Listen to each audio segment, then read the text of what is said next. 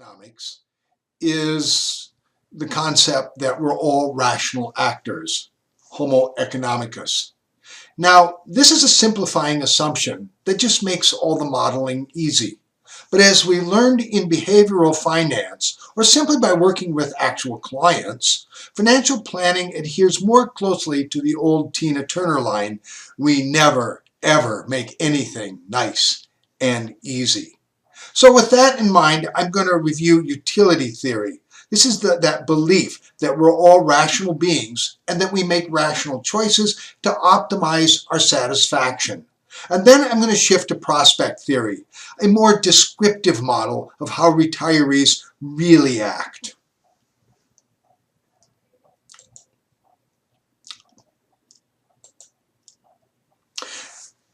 Utility theory really came about in the 1600s by Daniel Bernoulli. Adam Smith then adapted it in the 1700s when he wrote The Theory of Moral Sentiments. So it's been around for a long time. And like I said, it's really one of the underlying basics for economic thought.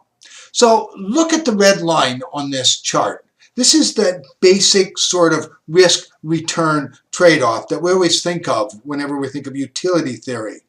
So as you can see, it goes from the lower left to the upper right.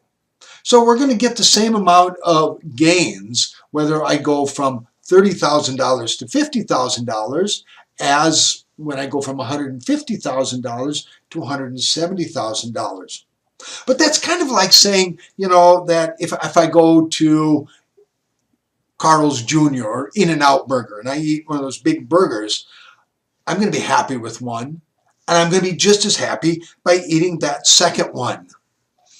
But in reality, I'm an old guy, okay, and I get quickly filled up. So by the time I get to that second or third burger or that second or third beer, I get really a lot of diminishing returns from that, okay? And I think that this is what our chart really shows, is that we become risk averse. As we start to get more and more wealth, or whatever it is that we're seeking, then our satisfaction starts to diminish quite a bit. Utility decreases over time. It looks a little bit like this next chart. This is kind of a simple way of thinking of it. It's called the law of diminishing returns. Okay? And you can see that as my consumption keeps growing, my marginal utility gets lesser and lesser. But what's kind of interesting is that these changes also aren't symmetric. It's not an even line. It's a curve going from $30,000 to $50,000. You gain quite a bit of utility. Going from $50,000 to $70,000, now you gain only 0.34 utils. We're doing this in log 10. Okay? But if we shrink from $70,000 to $50,000, that loss represents 0.51 utils. Okay, so you can see 0.34 on the gain, 0.51 of a loss. So we feel that loss more than we feel the pain. And this is why we say risk averse, because as we keep going further and further to the right, then those marginal gains become less and less valuable relative to the cost or the losses. Okay, but utility theory is still really a strong start for anybody when you're starting to think about how people should make choices. Okay, it's based on satisfaction. We assume a log normal curve. We assume that we're all going to maximize our satisfaction and that our preferences remain consistent. This is a proscriptive view of how we all should be approaching decision making. Is it realistic? Okay, let's think about it. What's the basic question again? It's what do retirees want? And there's been a consistent response in the literature, and I think it boils down to something pretty simple. Branning and Grubbs say retirees want stable, secure, and sustainable.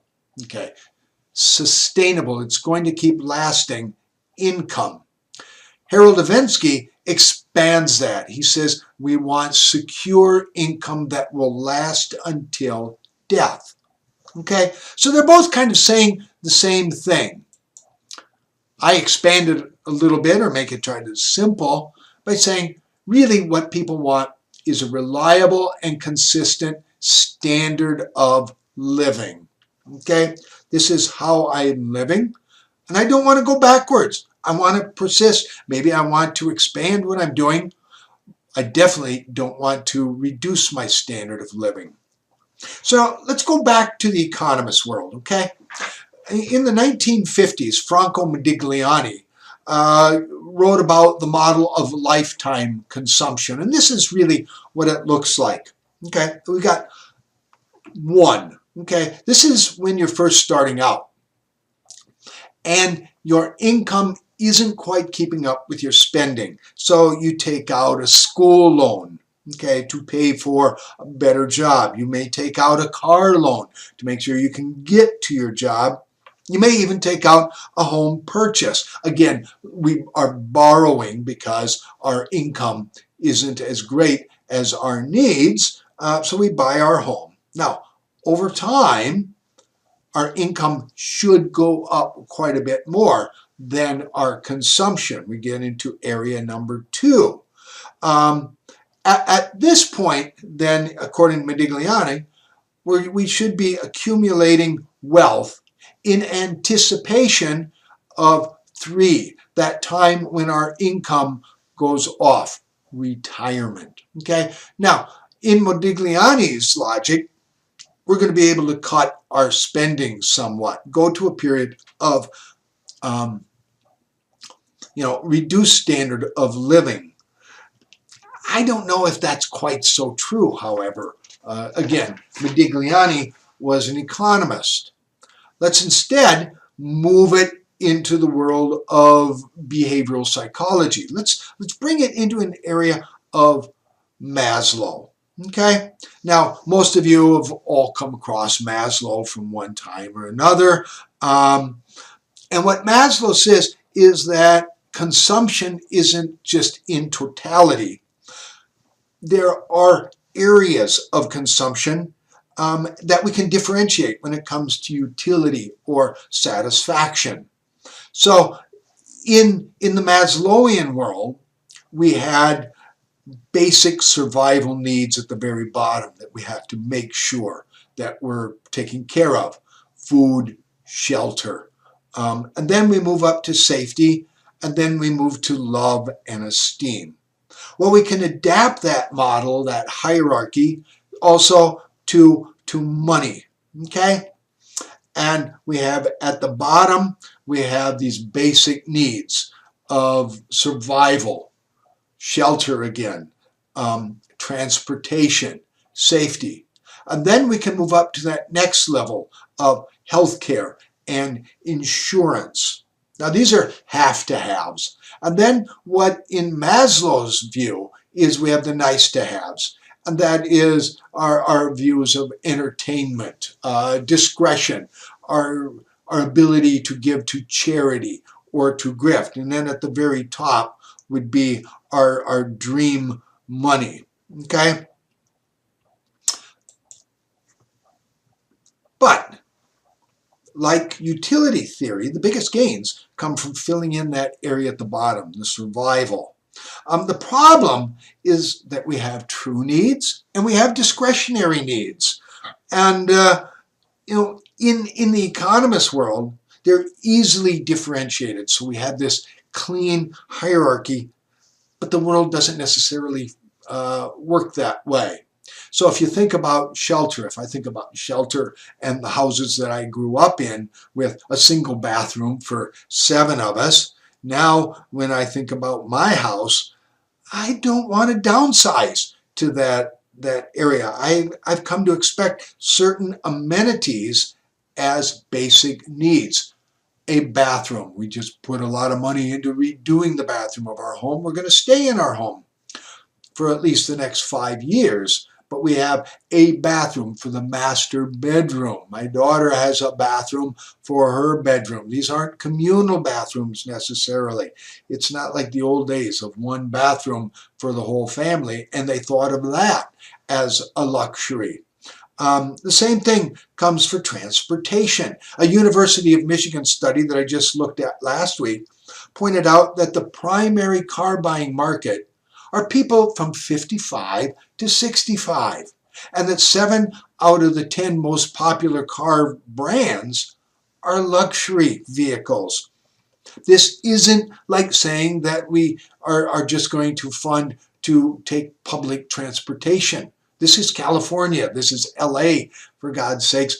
People talk about public transportation, but nobody wants to fund it. We love our cars. So shelter and transportation might feel like basic commodities, but I'll tell you that the amount we spend on them are far from basic.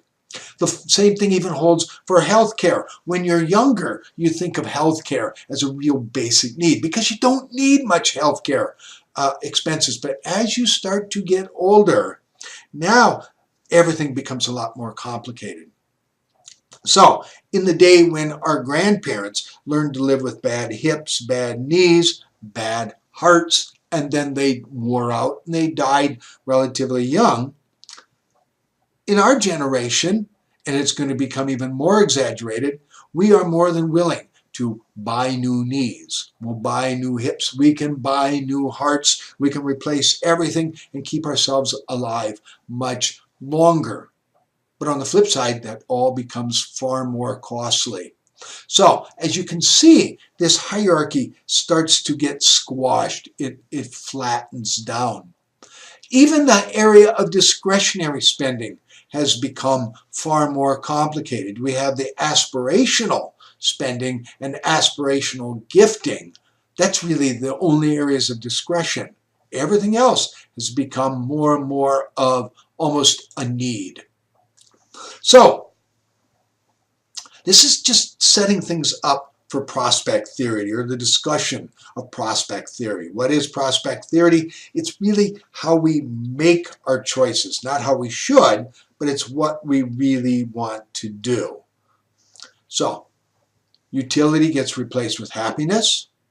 We still maximize and sustain happiness.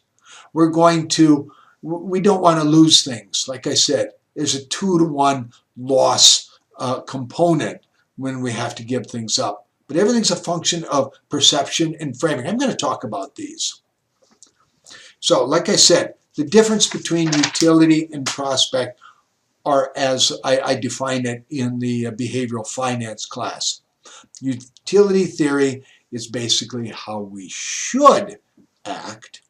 And prospect theory is how we actually do act, or how we'd rather act. There's a rather big difference when it comes to understanding clients, retirees, all of us.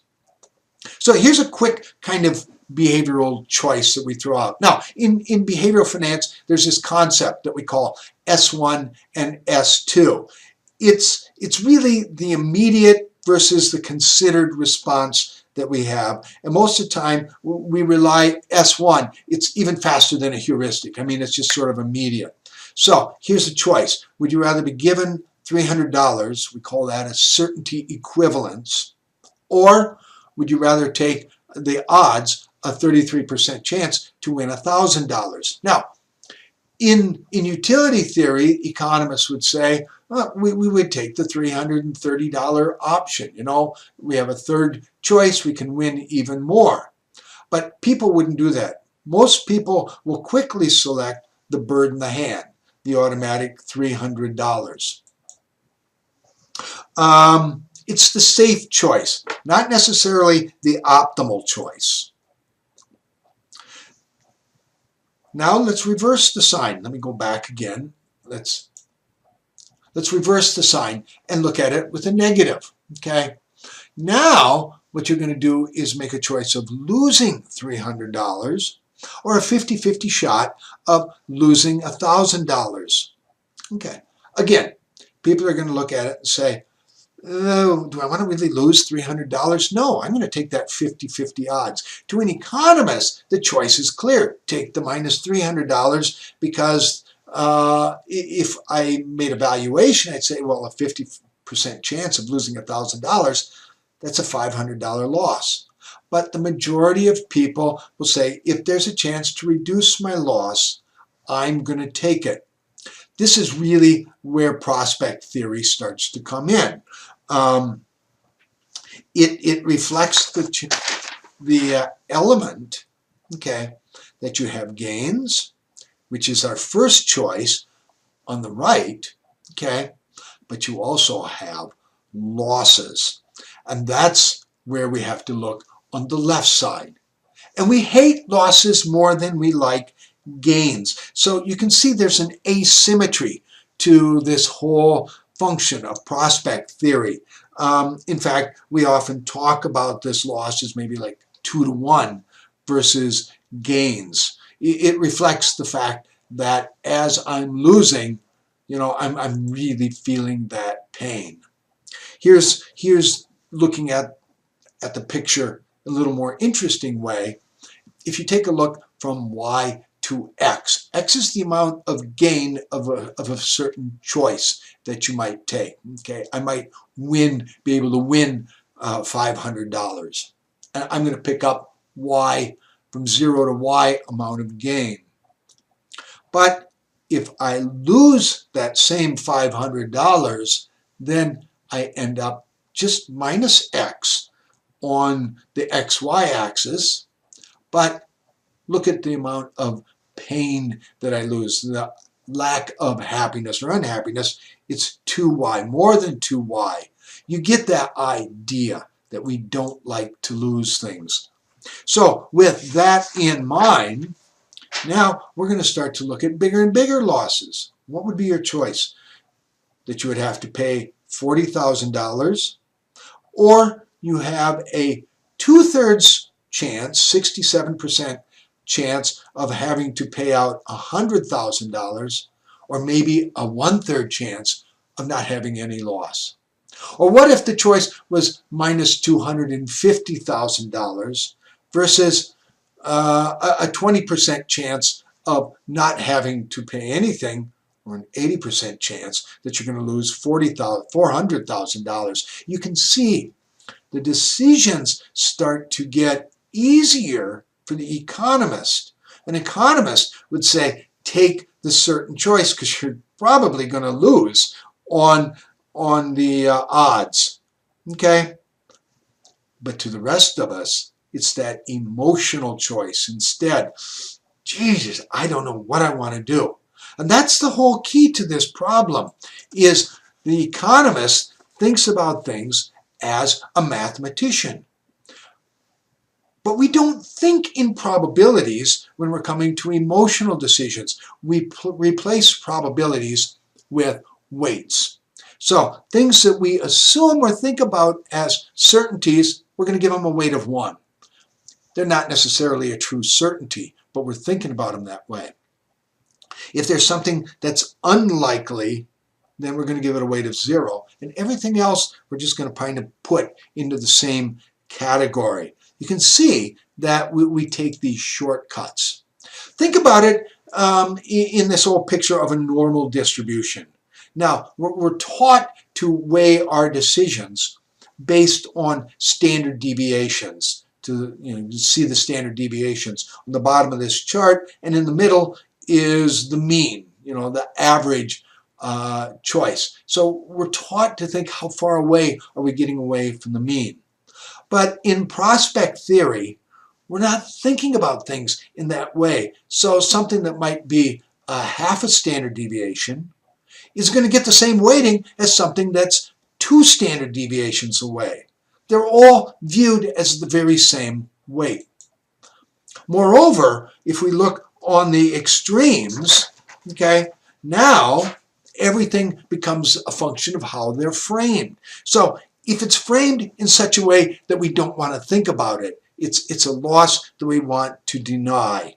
a risk of bankruptcy, that risk that if you take out this loan, the cost is going to be so much greater to pay it back versus the joy of purchasing something with it. Okay, so we reduce those risks of not being able to pay off that loan, or reduce the odds that we're really going to lose our joy of this purchase real quickly. We don't even think about that. So we reduce those odds to zero. On the flip side, when we want to think about something as a success, we greatly overweigh it. This is the whole idea of when an entrepreneur starts a business. The odds are greatly against them, but this is a point where hope overcomes reality. So we always go into these choices of starting a business or taking on something risky with a much greater set of a much greater level of optimism. It's that simple, versus the odds. So the risk of losing everything, we're going to say, is zero. The risk of gaining, we're going to say, very high odds. It's not realistic, but it's reality.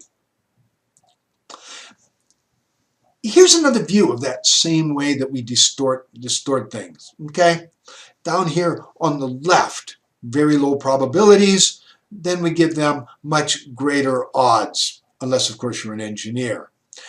As the probabilities rise, then we flatten everything. They all get the same probabilities, and as things start to move towards 1, then they start to converge.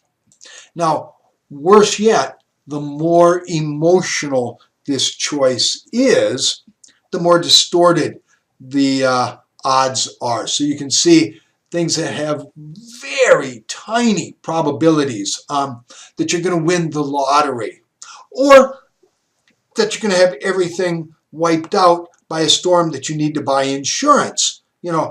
Both of these have very, very low probabilities, yet, as Mayer Statman writes, the very same people who play the lottery are also people who are going to tend to overinsure oftentimes.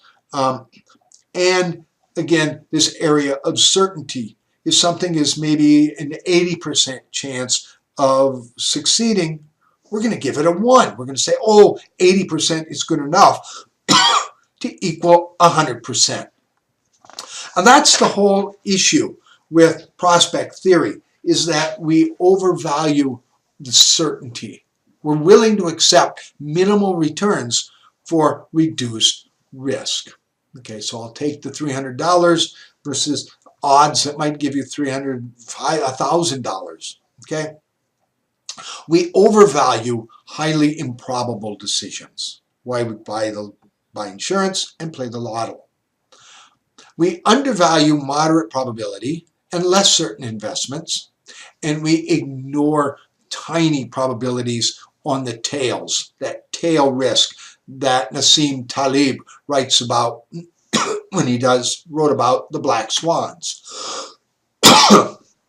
So let's return back to Modigliani's life cycle model, which really reflects utility theory. Modigliani again assumes that retirees are going to cut their expenses when they're in retirement as needed. But the problem, again, as we discussed with probability theory, is that cutting of our lifestyle, it's not fun. Especially if the client was anticipating much greater benefits from a higher level of spending in retirement. Okay? So the solution has to be something that's more gradual. It's got to be consensual. It's got to be agreed upon by the planner and by the client. It has to be disciplined. So really, it's up to the planner to guide the retiree's actions, and not to assume that the retiree is just going to act in a utilitarian frame of mind.